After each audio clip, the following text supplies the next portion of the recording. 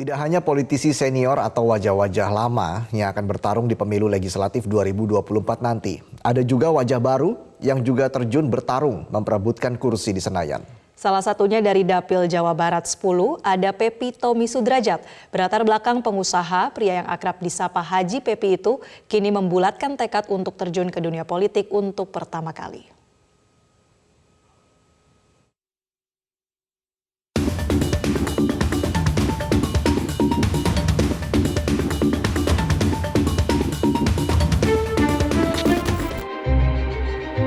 Kami persembahkan Partai Nasdem untuk seluruh rakyat Indonesia, untuk bangsa dan tanah air yang kami cintai hingga akhir hayat.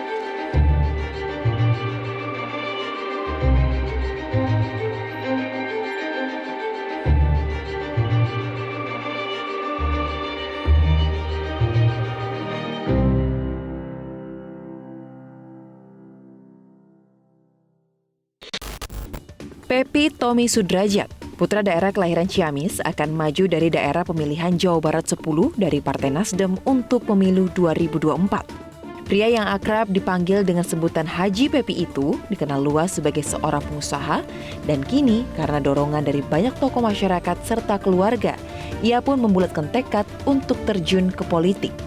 Pepi mengatakan bahwa tujuan utamanya adalah untuk membangun dan mengabdi kepada daerah kelahirannya. Karena menurutnya, selama ini caleg yang lolos ke Senayan dari Dapil Jabar 10 bukanlah putra daerah. Kenapa saya beralih atau tertarik ke bidang politik? Kami ingin lebih memberikan pengabdian, memajukan daerah kami, asal kami di Dapil 10, Ciamis, Banjar, Kuningan, dan Pangandaran. Ini juga berbagai dorongan dari beberapa pihak dan beberapa elemen masyarakat, tokoh agama, pemuda, termasuk orang tua dan teman-teman saya semuanya.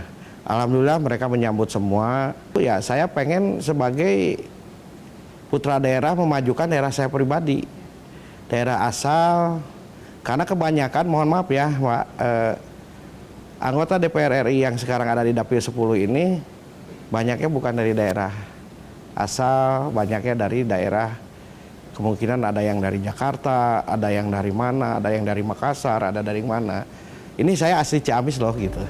Lebih jauh, Pepi ingin memajukan daerah yang diwakili kelak, khususnya dalam bidang ekonomi dan penciptaan lapangan kerja, UMKM, pertanian, perikanan, dan peternakan.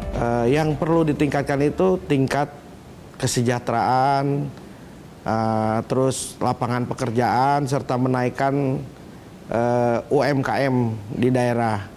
Nah, itu yang paling penting. Saya akan memberikan infus atau suntikan-suntikan untuk memajukan kepertanian, UMKM dan segala macam itu, Mbak. Yang memang masih kurang di wilayah saya. Dengan latar belakang pengusaha dan aktif di beberapa organisasi, Pepi tak memungkiri bahwa untuk lolos ke Senayan itu berat, apalagi bagi dirinya yang baru pertama kali bergabung dengan partai dan langsung maju sebagai caleg di level nasional. Ia menegaskan bahwa gagasan partai dan pengusungan Anies Rashid Baswedan sebagai capres akan banyak membantunya untuk mensukseskan melancarkan misinya pecah telur di Dapil Jabar 10.